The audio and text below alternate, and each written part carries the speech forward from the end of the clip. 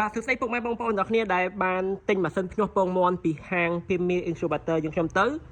ខាងមុខនេះគឺជាឧបករណ៍ដែលយើងភ្ជាប់បន្ថែមជាមួយនឹងម៉ាស៊ីនភ្ញាស់នីមួយៗគ្រប់ទំហំខ្នាតទាំងអស់អញ្ចឹងឧបករណ៍នីមួយៗនេះខ្ញុំនឹងធ្វើវីដេអូជូនពុកម៉ែបងប្អូនទាំងគ្នាមើលតើឧបករណ៍នេះគេប្រើធ្វើអីណាបាទអញ្ចឹងអានេះជាពើឆ្លោះពងមាន់ពើនេះអត់ទាន់មានថ្មទេសុំពុកម៉ែបងប្អូនអ្នកប្រើម៉ាស៊ីនបាទជួយទិញថ្មដាក់ទៅបាទយើងប្រើជាមួយនឹងថ្មតេឡេយើងធម្មតាណាបាទអញ្ចឹងមូកន្លែងហ្នឹងមកនេះមូកន្លែងហ្នឹងមក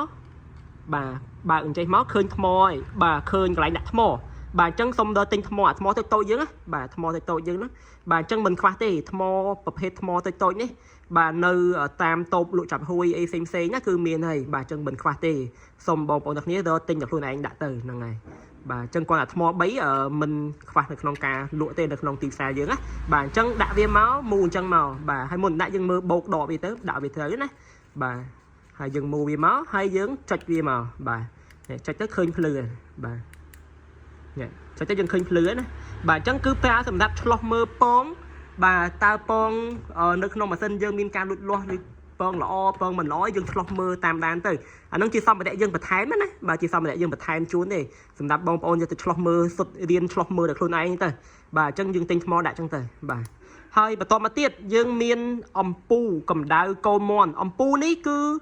យើងបិទផ្លាកជាអក្សរខ្មែរប្រាប់ថាអំពូកម្ដៅកូនមាន់50 វ៉ាត់សម្ភារៈបន្ថែមទុកប្រើសម្រាប់កម្ដៅកូនទើបតែនឹងញាស់អញ្ចឹងពុកម៉ែបងប្អូនកុំយកច្រឡំថា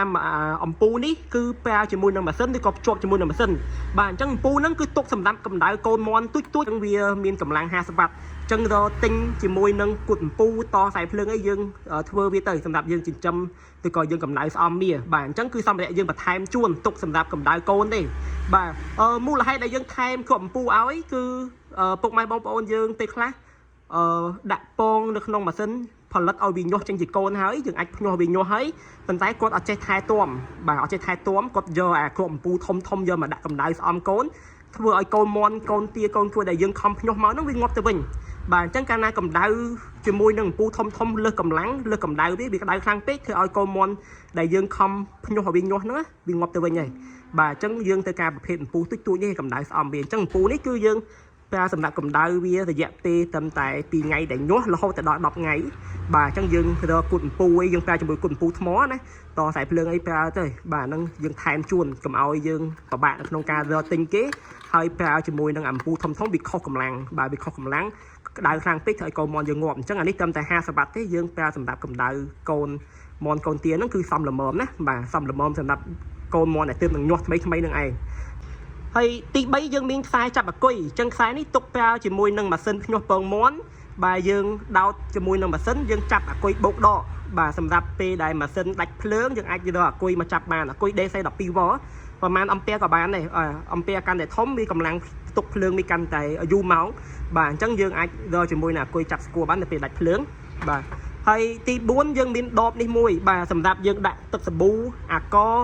បាទឬក៏ថ្នាំសម្រាប់មេរោគផ្សេងឬក៏ទឹកសាប៊ូយើងធម្មតាហ្នឹងក៏បានដែរសម្រាប់បាញ់លាងសម្អាតនៅក្នុងម៉ាស៊ីនពេលដែលញាស់មកម្ដងវាមានកម្ទេចដូមធូលីក្លិនបាទអានេះជាកំប៉ុងដាក់ចំណីបាទសម្រាប់កូនមាន់ញាស់ចេញមកវាស៊ីនៅក្នុងនេះបាទយើងដាក់ចំណីសម្រាប់ចិញ្ចឹមកូនមាន់បាទនេះកំប៉ុងដាក់ទឹកបាទកំប៉ុងនេះទូចទេបាទយើងដាក់ទឹកសម្រាប់ឲ្យកូនញាស់ចេញមកវាអាចផឹកបានបាទបើយើងប្រើធំពេកលុងកូននោះវានៅលុងនៅក្នុងនេះបាទវាលុងទឹកណាអញ្ចឹងយើងប្រើតូចរបស់វាបែបហ្នឹងអញ្ចឹងសម្រាប់ចិញ្ចឹមអញ្ចឹងអានេះជាឧបករណ៍ជាសម្ភារៈបន្ថែមរបស់យើងភ្ជាប់នៅក្នុងម៉ាស៊ីនហ្នឹងតែម្ដងណាបាទអញ្ចឹងអរគុណច្រើនពុកម៉ែបងប្អូនទាំងគ្នាមានចម្ងល់អាចតាក់ទងសួរតាមរយៈលេខទូរស័ព្ទខាងលើវីដេអូនេះបានឬក៏លេខ Telegram ក៏បានឬក៏ Facebook Page ផ្ទាល់ក៏បានដែរអរគុណច្រើនបាទ